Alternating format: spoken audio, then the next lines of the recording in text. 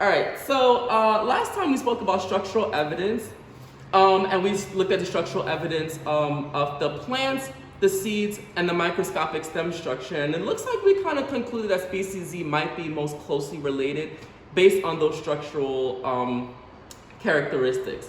Now we need to move on to something that's a little bit more accurate, which is more molecular evidence. So what that includes is paper chromatography. Don't worry, I'm gonna explain what that means. Test for enzyme M, as in Mary. Differences in amino acid sequences. So that's something that we're gonna have to look at, where we're gonna need that universal codon chart that we use in the genetics unit. And the gel electrophoresis DNA banding pattern. Obviously we don't have a gel here, but it will be simulated. So we're gonna start with the paper chromatography. If you guys look here, it's already been done for you. We already pre-did it.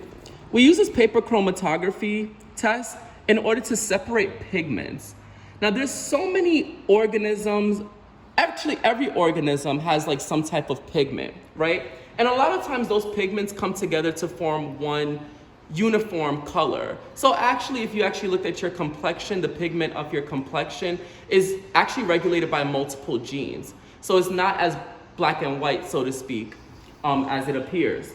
We use this expo marker, this vis-a-vis expo marker, drew a little dot, and actually it's a black marker to the naked eye, but if you leave it on the paper chromatography inside of some water, over time you can actually see that the color is separated. So all of these colors were used to make this black marker, which I think is pretty cool.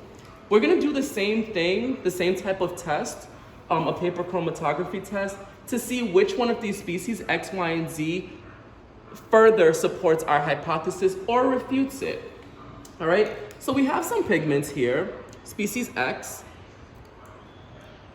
species Y, and species Z, along with Botanicurus. And we're gonna use a different pipette for each, right? Because we don't wanna cross-contaminate. These have already been washed out. And we're just gonna put a dash on our paper, right here in the center, okay? So that's for Botanicurus. And as you can see, we have it labeled at the top just to ensure that we're keeping everything on track. Hope this stays, I hope this stays. Okay, all right. We're gonna cover that back up. Next, we're gonna go for species X. Sorry. And we're gonna do the same thing. Again, these have already been cleaned and labeled. Okay. Clean those columns. Species Y, same.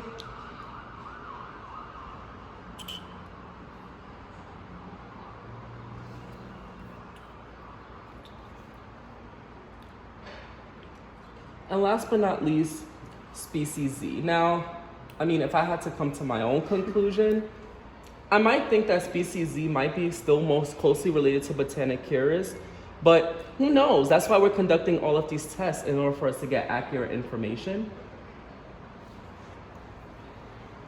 Thank you.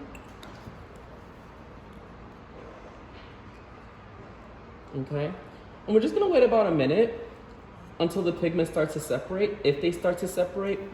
While that's baking and we're doing that, no time wasted, we're gonna move on to test for enzyme M, as in Mary, all right? Or Madison. So we have this really cute, or Madison.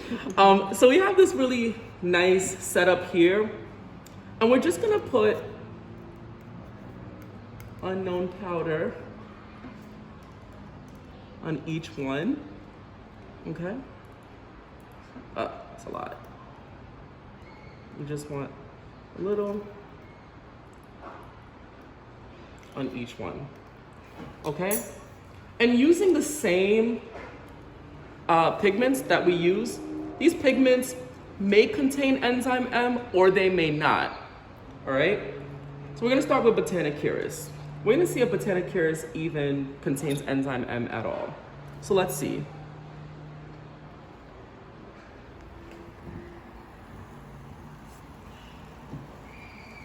So I mean, I don't know about you, but I saw it fizz up, right? So that fizzing tells me that it's a positive test for enzyme M, right? There was some type of chemical reaction that occurred there. So where it says test for enzyme M, I'm gonna write that there was fizzing and it's a positive test. We're gonna move on to species X. We're gonna put a dash. And we're gonna see if we still see that same fizzing that we saw with Botanicurus. Not so much. It doesn't look like there was much of a chemical reaction at all, which would indicate to me that species X does not contain enzyme M and therefore a negative test. Species Y, I'm gonna do the same.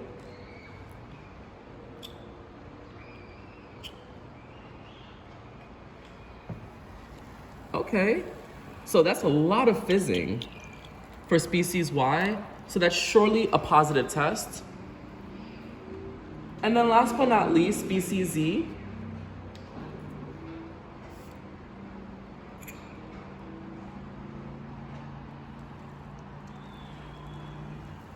That also looks like a very positive test as well, as we see a lot of fizzing. All right, so Botanicurus, just in recap, was positive. Species X was negative.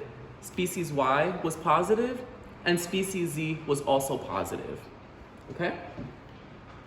Now, I think our paper chromatography is just about done, so let's look at our results for this. So because Botanicurus is our control, we're gonna put that down first.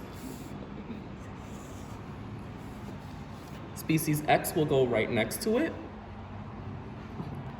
Thank you. Species Y will be next to that. Whoops. And then last but not least, species Z. So comparatively speaking, if you guys see, Botanicurus looks like it's separated into pink and then up towards blue, right? Species X has a very, very, very faint pink, but it's mostly just blue. Species Y, the only pigment that's here is blue. There's no pink. But species Z also has that pink and also that blue at the top, very similar to Botanicurus. So species Z and Botanicurus in terms of paper chromatography seem to have the same separation of pigments. Pink first, blue on top. Species X, a very, very faint pink, mostly blue on top. And species Y is all blue. Okay? Thank you. Sorry, if you could just print that off for me, please. Thank you. Now, where it says differences in amino acid sequences, remember how I said that you would have to use that genetic codon chart? You're actually gonna do this one on your own, and you're gonna find it here, right here at the bottom. No need to read all of this. You guys know how to use that chart already. You're gonna use the sequence of the the Botanicurus. You're gonna use the DNA that they provide to you in codon form. You're gonna transcribe that transcription into mRNA. Now remember your base pairing rules here, right? C bonds with G, but A bonds with U. So there are no T bases in mRNA, so you wanna make sure that you're checking that. Once you have transcribed that entire sequence, you're gonna use that codon chart to use that mRNA codon sequence in order to find what each of those amino acids are. Then you're gonna write that down, okay? Remember, everything is being compared to Botanicurus because we're trying to find its close relatives. So we need to make sure that we're always referencing Botanicurus that's there. So again, that you're going to do on your own. Now, once you go back to table 1, and you have found that, it'll say differences in amino acid sequences. Now, Botanicurus is blocked out because there are no differences between Botanicurus and Botanicurus. They're of the same species. But if you look at species X, Y, and Z, it's not blocked out. You're just gonna write down what the number of differences are, right? So if it said val, val, THR, and then it said val, THR, THR, or something like that, you're gonna say, oh, well, it was different here and here, so that's 2 differences. It was different here, that's 1 difference. It was different here, here, here, here, here, that's 4 differences, so on and so forth. all right? So you're just writing the number of differences that are there. Last but certainly not least is a gel electrophoresis DNA banding pattern test. Now, if you remember, when we have a gel test, we have to divide the DNA strand into fragments, and the way that we do that is by using restriction enzymes. Now, Manhattan Center is an excellent school, but we certainly don't have the resources to divide real DNA using real restriction enzymes. So we're gonna use a pencil instead. Are these it? Yeah. Okay. So thanks to Ms. Collins and Mr. Jesus, who have graciously. We are the restriction enzymes. They are the restriction enzymes. They are, comparatively speaking, this is the restriction enzyme. This is what cuts, right? But we didn't want to cut anything because we want to keep everything together. So instead, we just used the pencil to divide. And these were the results. Now we were cutting between everything that said CCGG. That's where we cut. So if you look at Botanicurus, right? We cut between a CCGG, a CCGG, and a CCGG. Then we counted how many bases were in each fragment. So if you look at this first fragment, it was 5. Second one is 12. Third one is 11. And the last one is 9, right? So I know I need to go back to my table 1, and where it says gel electrophoresis DNA banding pattern for Botanicurus, I'm gonna write those numbers in, separated by a comma. 5, 12, 11, 9. 4 fragments, right, of different sizes. If you look at species X, our first fragment is 8 bases. Our second fragment is 7. Our third fragment is 12. Now that's okay that we don't have a fourth fragment. That's just how everything worked out. So here, we would put 8, 7, 12. Again, all separated by a comma. Species Y, 3, 5, 12, and 17. That would go in species Y that's there. And then last but not least for species Z, 5, 12, 11, and 9. Now that looks awfully familiar, but I want you guys to draw your own conclusion there, all right? You're gonna put that in for species Z.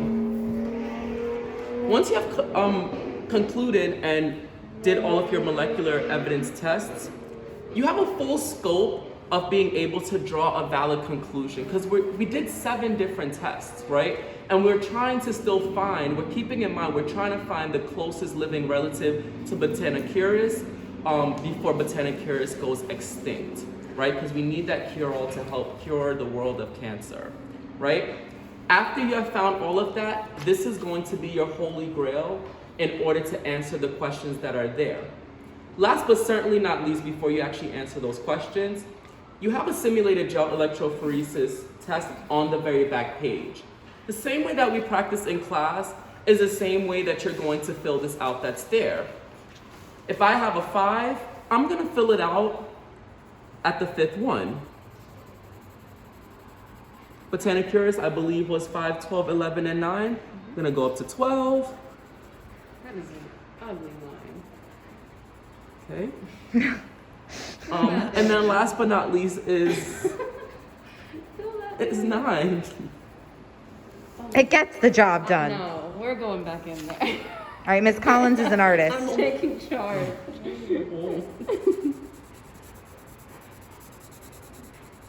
That shading is terrible. Oh my gosh. But isn't that so much nicer? Look at that whole box being filled out. You know, I really thought it was sufficient the first time, but you know I what? did too. No. Starting on.